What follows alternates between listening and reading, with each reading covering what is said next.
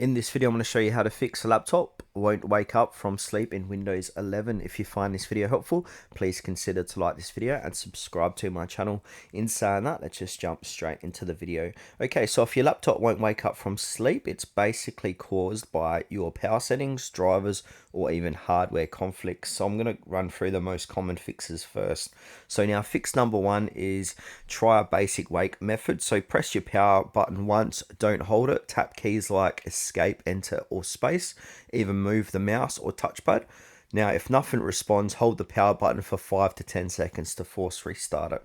Now, fix number two is in fast startup. So fast startup can interfere with sleep and wake behavior. So we need to open control panel. So do a search for control panel, and then we need to click onto power options inside of here. So click onto power options. And then on the left hand side, we've got tabs. Click on the one that says choose what the buttons do. So the first tab here. Now from here, so we need to go ahead and uncheck turn on fast startup, and then uncheck turn on fast start. So yeah, just basically remove that and then save your changes. Now we can also adjust the power plan settings. So we want to go ahead and change. So to do this, we want to go and click into settings like so, then click into system tab, then to the right look for power and battery.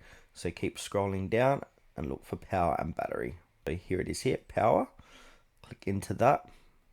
Now you want to click on the power mode, and then inside of power mode we want to go ahead and choose balance. So make sure these are set to balanced.